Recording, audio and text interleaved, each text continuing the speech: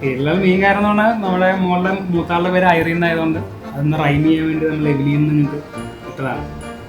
പിന്നെ പേരിടുന്നതിന് ഫസ്റ്റ് ഞങ്ങൾ ഇംഗ്ലീഷ് നെയിമും സെക്കൻഡ് നമ്മുടെ പള്ളിയിലിടുന്ന ഒരു പേരും പിന്നെ അതിൻ്റെ കൂടെ സർനെയിം കുര്യൻ വെച്ചിട്ടാണ് ആദ്യത്തെ കുട്ടി കിട്ടിയിട്ടുണ്ടായിരുന്നത്.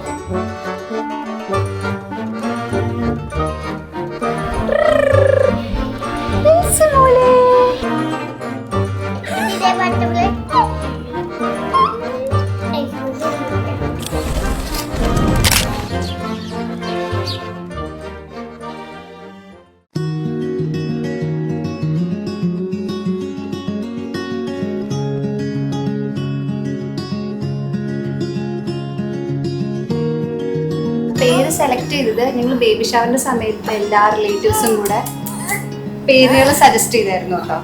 അതിന്നാണ് എൽസ എന്നുള്ള പേര് ഞങ്ങൾ സെലക്ട് ചെയ്തത്. എവ്ലി ഞങ്ങൾക്ക് ഇഷ്ടമുള്ള പേര് രണ്ടുപേർക്കും കൂടിയിട്ട് സെലക്ട് ചെയ്തതാണ്.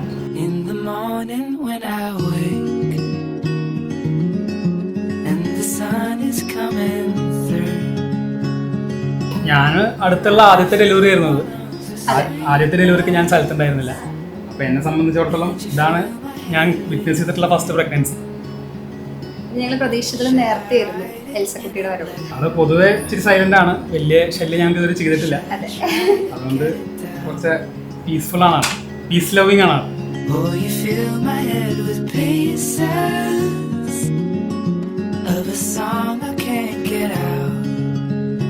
അവള് ഭയങ്കര എക്സൈറ്റഡ് ആയി, ആദ്യം മുതലേ ഭയങ്കര എക്സൈറ്റഡ് ആയിരുന്നു. ഗേൾ ബേബി വേണം തന്നെയായിരുന്നു ആദ്യം മുതലേ. ടൈം തൊട്ടേ പറയായിരുന്നു എനിക്ക് ഗേൾ ബേബിനെ മതി.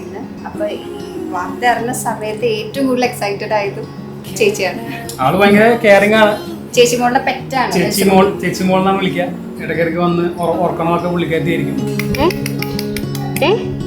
എന്തിവിടെ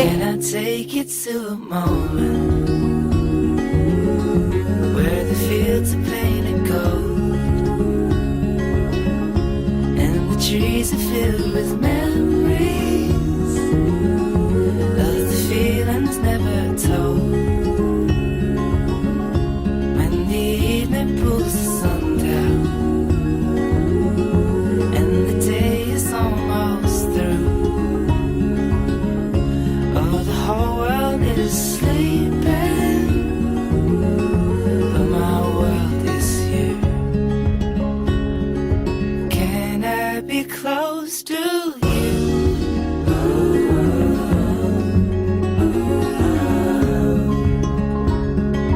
Can I be close to you?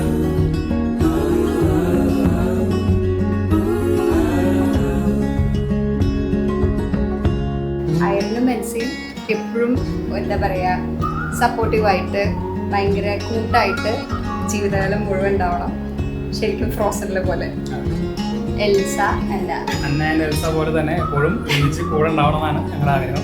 Last എല്ലാ അച്ഛന്മാരും ഭാവനെ ബ്ലെസ് ചെയ്യാൻ വേണ്ടിയിട്ട് കൈ തലയിൽ തൊട്ടതും വളരെ ഇഷ്ടമായി.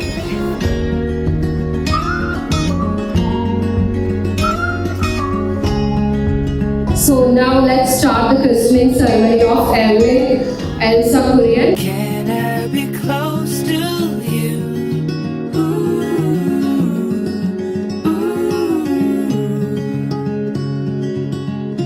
Can I take you to a moment where the fields are painted gold and the trees are filled with memories